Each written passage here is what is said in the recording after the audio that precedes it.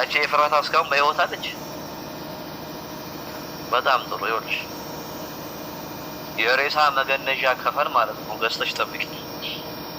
ሰላም ጤና ይስጥልኝ ውድ ተመልካች፣ እንዴት ናችሁ? ደህና ናችሁ ወይ? ሁሉ ሰላም፣ ሁሉ መልካም ነው፣ እግዚአብሔር ይመስገን። እኔ በጣም ደህና ነኝ። ጠፍቻለሁ። እንግዲህ ቪዲዮ አልፖስትኩም ትላንትናና ላይክ እያደረጋችሁ ምሳሌ ድራማን እየላችሁ መጥቻለሁ። ምሳሌ ድራማ እንግዲህ የሚገርም ሁኔታ ብሩኬ ተገኝቶ ከምሳሌ ከቅድስት ጋራ አብረው ተስማምተው ሚስትና ባል ሆነው አብረው ሊኖሩ ነው። እንግዲህ ቅድስት በጣም አልጋ ላይ ቁጭ ብላ ከብሩኬ ጎን ቁጭ ብላ በጣም ስትሽኮረመም ነበረ። ለምንድን ነው እንደዚህ የምትሽኮረመሚው? ድንግል ነሽ ወይ ብሎ ብሩኬ እንግዲህ ሲጠይቃት ነበረና እንግዲህ አው እያለችው ነውና በመካከሉ እሱ እንቅልፍ ወስዶት እየተኛ ያለ እኔ ጋሼ ከአልጋ ላይ መውረድ እፈልጋለሁ ስትለው ነበረ። እሱ ግን ምንም አልሰማትም ነበረ። እንግዲህ ውድ ተመልካች እሱ እንቅልፉ ሲወስደው ከአልጋው ላይ ወርዳ ወረደችና ከዛ በኋላ እሷ ከአልጋ ላይ ከወረደች በኋላ በሩ በጣም የብሩኬ ቤት በሩ በጣም እየተደበደበ ነው። ቢደበደብም በመካከሉ ጥቁር እያሳየ ነው። ግን ምንም በሩን የሚደበድብ ሰው ምንም ሊገኝም አልቻለም እና ስለዚህ ዝም ብለው ነው በመካከላቸው በር የሚደበደበው። እንግዲህ በመካከሉ ዝናና የዝና ጓደኛም አብረው እፎይታቸውን እያሳለፉ ነው። አብረው ዘና ፈታ እያሉ ነው። ወይዘሮ ማለትም እየተፋለመች ነው። ኤፍራታም በነገራችን ላይ መሞቻዬ ደርሷል፣ ዝና ተለቋል ብላለች። ወይዘሮ ኤፍራታ ደግሞ ወይዘሮ ማለት ደግሞ ኤፍራታን ከሚገባ በላይ በጣም ነው የምታስፈራራት ማለት ነው። እና እንግዲህ ውድ ተመልካች ኤፍራታን ከሚገባ በላይ ስታስፈራራት ነበረ። ነገር ግን ኤፍራታም ነገሮቹ ሙሉ በሙሉ ፈርታለች። በነገራችን ላይ ኤፍራታ ብትፈራም ባትፈራም ምንም ማለት አይደለም። ዝና ደግሞ ከእስር ቤት ወጥቶ እግሩም እጁም ተፈቷልና ዝና ደግሞ በደንብ ነው ኤፍራታ የት እንዳለች የሚፈልገው። እንደገና ደግሞ ማለት ስልክ ለዝና ትደውል ነበረ። ማለት ስትደውል በጣም ስላስጣላት በጣም ስለደበረችው የት ነው እያለሽውም አላላትም። አንቺ ሴትዮ ለምንድን ነው ስልክ ሁሌ እንደዚህ የምትደውይብኝ? ያንቺ ምክንያት ምንድን ነው? ችግርሽ ምንድን ነው? አንቺ ስልክ መደወል ብቻ ነው እንጂ ጤና የለሽም ወይ? አንድ ነገር ፋይዳ የለሽም። እስቲ ፋይዳ ካለሽ ወይዘሮ ኤፍራታ እህትሽ የት እንዳለችኝ አሳይኝ፣ ምን እንደማደርጋት እኔ ነኝ የማቀው እያለ አቶ ዝና በጣም ዛቻ እያረገ ነው። አቶ ሞገስም ያለበት ቦታ ከጓደኛው ጋራ ቁጭ ብሎ በጣም የሚመጣበትን ችግር ሁሉ እየተቋቋመ ነው። ለመቋቋም ዝግጁ ነው። እንግዲህ እዚህ ጋር ደግሞ ዳጣና የሆነ ተረትና ምሳሌ የሚያወራ ሰው አብሮ ቁጭ ብሎ ነበረ። ነገር ግን ከሱ ጋራም ዳጣም አንዳንድ ነገር እየተነጋገረች ነው። እሱ እንግዲህ ደላላና ሴትንም ማጣበስ ይፈልጋል። ደላላም ስለ መኪና ደላላም ያወራል ማለትና ኤፍራታም እግራቸውን አጥፈው እግራቸውን ዘርግተው ወሬያቸውን እየከኩ ነው። በነገራችን ላይ ኤፍራታ በጣም እሱ በመውጣቱ በጣም ደንግጣለች።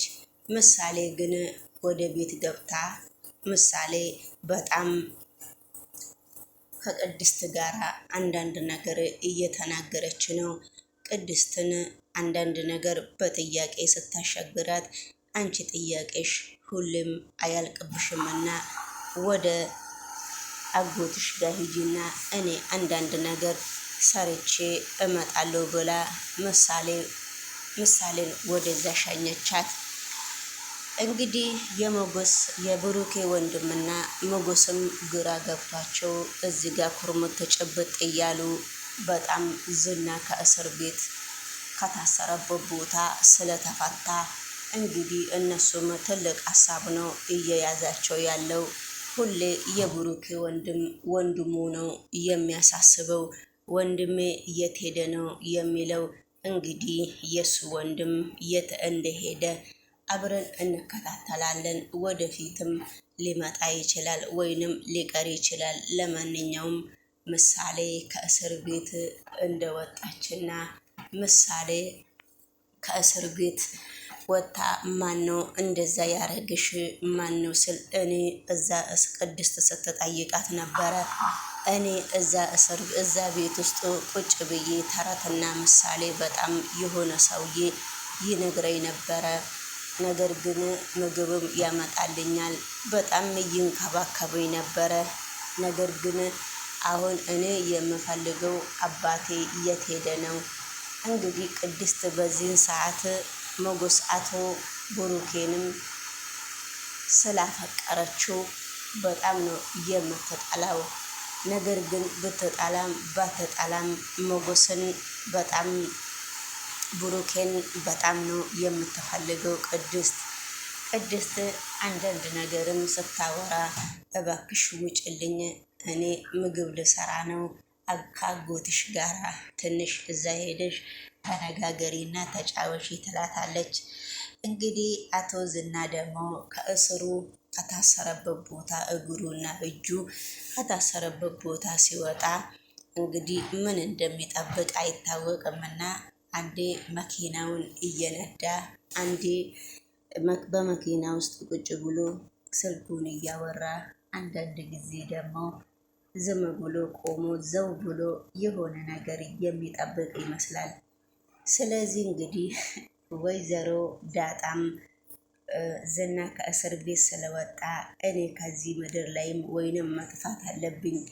ዝና እኮ ኃይለኛ ሰይጣን እንደሆነ ማንኛቸውም ሰው ስለምታውቁ ዝና ኃይለኛ እስከሆነ ድረስ እኔም መሄድ አለብኝ ከዚህም መጥፋት አለብኝ ብላ ወይዘሮ ማነች ዳጣ በጣም እየተርበጠበጠች ነው። ግን ሞገስ ቦታም አልሰጣትም። ምን ያደርግልሻል በሚባል ሁኔታ ስለዚህ ነገሩን በዛው ተቃይቷል ማለት ነው። እና ነገሮቹ በጣም አንዳንድ ነገሮች ከባድ ቢሆንም ስለዚህ በጣም ነው ነገሮቹ የሚከብዱት። እንግዲህ ለማንኛውም እግዚአብሔር ደግሞ ሁሉንም ነገር ቀለል ያደርግላቸዋል ማለት ነው። እና ግን አቶ ዝና በመፈታቱ እኔ አንቺ ያልመታሽውም አንቺ መተሽው ነዋ ታዲያ ብሎ ሞገስ የተረገመ አይደለ አንቺ መተሽዋል እኮ ብሎ ሲጠይቃት ኧረ እኔ ጫፉም አልደረስኩም እኔ አልመታሁትምም አልደበደብኩትምም ብላ ዳጣ በጣም እንግዲህ እየወተወተች ነውና በነገራችን ላይ በእልህ የምናደርገውና በትህትና መቼም ውስጣችን ሰላም ሆኖ ጥሩ ነገር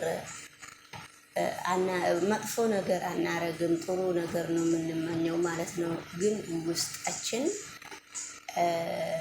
መጥፎ ከሆነ የምናደርገውን ድርጊት አንቆጠብምና ያ ነገር ደግሞ አልፎ የምንሰቀጠጥ አይመስለንም።